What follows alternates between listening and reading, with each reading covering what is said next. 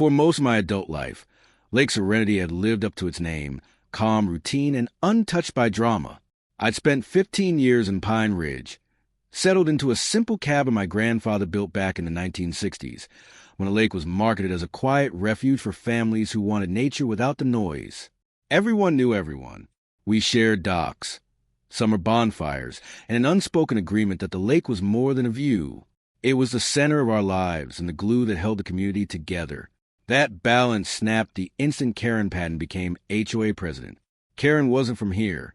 She arrived just 2 years earlier and quickly bought up 3 neighboring cabins along the eastern shore, turned them into upscale short-term rentals, where we saw homes and memories. She saw revenue when she ran for HOA president. She sold herself as a reformer, someone who would restore Pine Ridge to its former glory. What none of us understood then was that, to Karen, glory was just another word for control. Within weeks, she was digging through decades-old HOA bylaws like a prosecutor searching for technicalities. That's when she latched onto a clause about unauthorized structures extending into the lake. Under her interpretation, any dock built after 1975 required HOA approval backed by original permits, paperwork most longtime residents no longer possessed. Violation notices went out like wildfire. Nearly 2/3 of lakefront homeowners received letters demanding proof or removal of their docks within 30 days. Families who had used the same docks for generations were suddenly treated like squatters. The neighborhood erupted. At the next HOA meeting, the clubhouse overflowed with furious residents. During public comment, I stood and introduced myself not only as a homeowner, but as a licensed environmental engineer with 25 years of experience in watershed management. I explained that the docks were long-standing, environmentally stable, and legally grandfathered. Removing them, I warned, could destabilize the shoreline and damage the ecosystem. Karen smiled the way people do when they're convinced they're the smartest person in the room. She thanked me for my input and dismissed it completely. Rules were rules, she said. If we didn't like them, we shouldn't have bought property in an HOA community. Then she revealed her solution. Instead of forcing dock-by-dock removals, Karen proposed partially draining Lake Serenity to reset the shoreline to its original 1972 boundaries. She claimed it would permanently solve the dock issue while improving water quality. The room exploded. People shouted over one another. A retired lawyer challenged the HOA's authority. Others warned about erosion and mass fish deaths. I explained again that Lake Serenity's hydrology was fragile, fed by underground springs and balanced by controlled outflow. Artificially lowering the water, without proper studies, was dangerous. Karen didn't care. She had already secured 2 like-minded board members, both rental owners, and pushed the plan through on a narrow vote. The drainage was scheduled for early September. That night, I began documenting everything. Because when someone ignores experts, silences warnings, and plays engineer with a natural system, they don't just bend rules. They trigger disasters.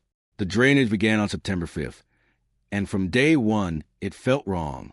A crew from a company called Rapid Flow Solutions showed up with portable pumps and plastic hoses, setting up as if they were clearing a clogged swimming pool instead of altering a living lake. Karen stood on the shoreline in a crisp blazer, filming upbeat HOA updates while water gurgled away behind her. Within 3 days, Lake Serenity had dropped nearly 4 feet. Docks that once floated peacefully now leaned awkwardly in exposed mud.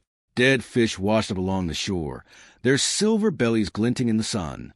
The stench of rotting vegetation spread to the neighborhood, and people stopped opening their windows. Complaints flooded the HOA inbox. Karen replied with emojis and cheerful reassurances about short-term inconvenience for long-term beauty. What she didn't plan for was the rain. A stalled tropical system moved in during the second week of September, dumping 8 inches of rain in less than 2 days. Under normal conditions, the lake could handle storms like that without issue, but with the water artificially lowered and the natural flow disrupted, the system failed. I noticed at first when the creek at the north end began flowing backward. I called Karen immediately and explained, slowly and clearly, that the lake was now acting as a runoff basin. The pumps needed to stop. Emergency spillways needed to be opened. She accused me of exaggerating, said the professionals had it under control, and hung up By dawn, the lake had risen 6 feet unevenly. Water surged toward the eastern shore, where the land dipped lowest, and where Karen's 3 rental cabins sat. Chaos followed. Basements flooded within minutes. Tenants screamed while dragging luggage through knee-deep water. Furniture floated freely. Brand-new hardwood floors warped and buckled.